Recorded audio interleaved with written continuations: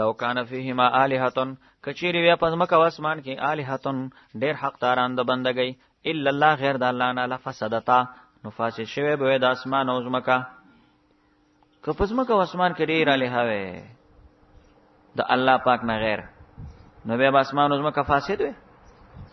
د فساد مطلب دا دی چې دا نظام به فاسد شوی وي. دا په دې معنی سره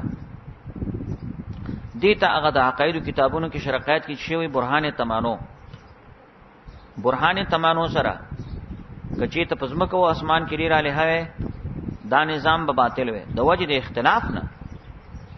مثلا یو الہ به ویلی ز عبد الله پیدا کوم بل به ویلی نه پیدا کوم، یو به ویلی نور دی راوچت شي بل به ویلی نه دی راوچتيږي، یو به ویلی شپه دی شي بل به ویلی ورځ دی شي. نو دې سره تمانو تغالب راتو لکه سورۃ المؤمنون کې ورس تراشی والا علی بعضهم علی بعض یو په بل به غلبې کولې. نو اوس وګورئ کګړ الہ دا نظام به فاسد وي خو نظام فاسد نه دی نو ځکه ګړ الہ نشتا او طالب سوال به پیدا کیږي چې چا به ویلي چې کې دې شدت ګړ الہ وی و اتفاق دی کړي سره اختلاف دې نه کوي.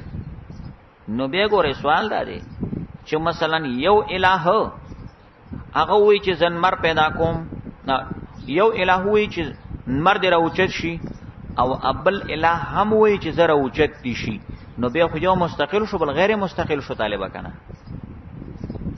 ځکه چې یو مقصود شو بلا چې تابع شو. نو الہ خودی ته وی چې مستقلی په خپل کارو کې او دلته به غیر مستقل ګرځي. نو د دې وجنه دا برهان تمانو ده تافتزانی ورته په شرقایت کې ویلي چې دا دلیل ځونی اقناعی ده.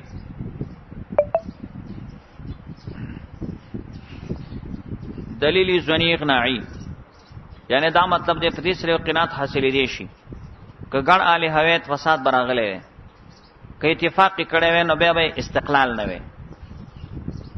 نو دا ګوراسی او عرفي او ځونی خبره ده. نو برهانی قطعی نه دی هغه دا ځونی دی.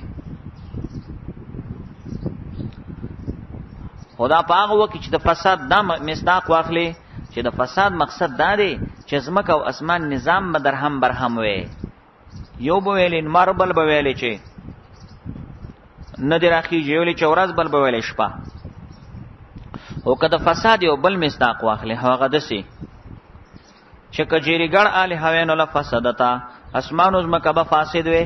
د فساد دا معنی چې عدم وجود ګړ الہ نو د سره به د اسمان او زمکه وجود نه وي، ځکه چې یو به اسمان پیدا کوم بل به نه، یو به زمکه پیدا کوم بل به نه، نو به د اسمان او زمکه وجود د سره نه وي.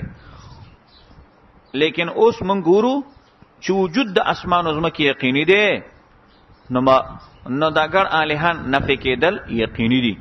مستند برهان قطعی جوړ شو. فسبحان الله رب العرش عما يصفون پاک دی الله پاک چې رب د عرش ته هغه نه چې دوی بیانوي دوی شریک او ولد الله ته ثابتې دي نه الله پاک لا يسأل عما يفعل